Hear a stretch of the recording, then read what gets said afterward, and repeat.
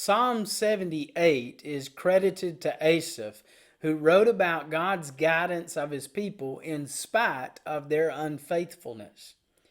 In the first 7 verses, Asaph calls for the people to do 3 things that are important for us to do as well. Welcome to Presentation, Ponder, Practice.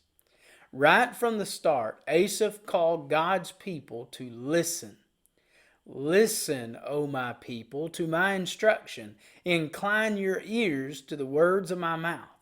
The Hebrew word translated instruction is translated law in the vast majority of its occurrences.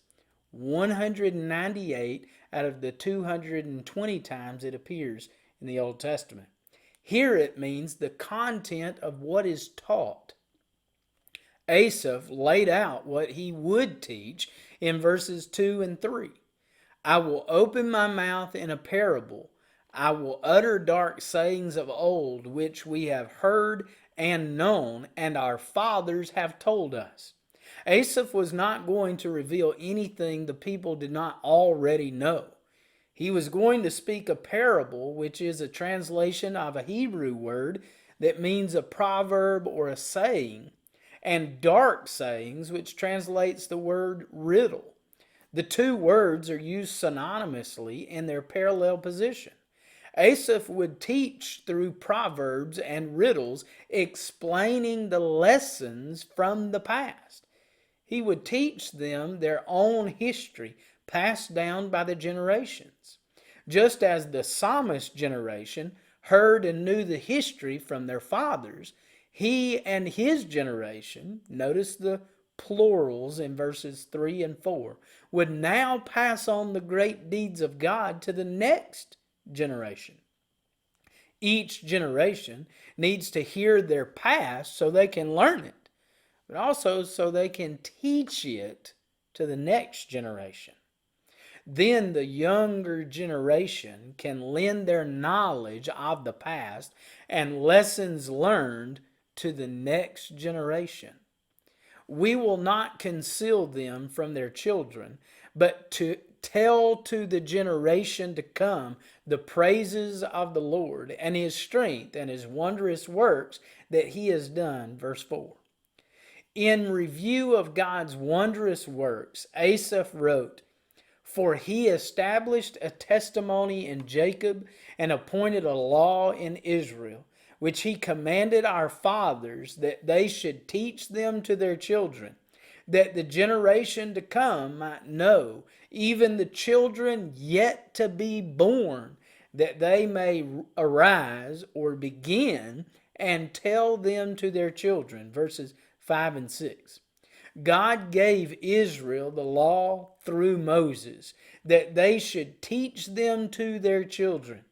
This is the second time the duty of each generation obeying God's law and passing it on is brought up in this short introduction to Psalm 78.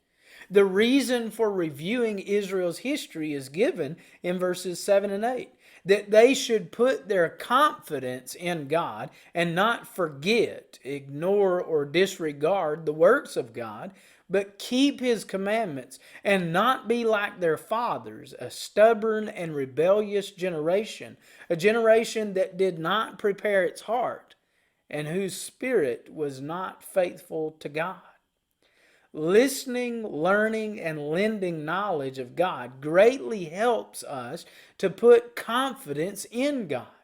It also puts us in the present position to always be considering God's works. When we listen to God's wondrous works at the youngest of ages, we learn or better understand God's wonders as we mature. And just as we should never stop being a student of God, we should never stop sharing God with others. As we do continue listening, learning, and lending, we will not forget God's works, and we will be better able to keep his commandments because they are always before us. To avoid becoming stubborn and rebellious toward God, we must prepare our heart or put our trust in God and our spirit must be faithful to God. The Old Testament tells the history of Israel and is for our learning. We must listen to the history of God's dealings with mankind. We must learn God, His ways, and His commandments. We must lend our experience to the next generation, but never stop listening or learning as God guides us. May God bless everyone who listens to the past, learns and lends in the present, and finds hope in Him for the future.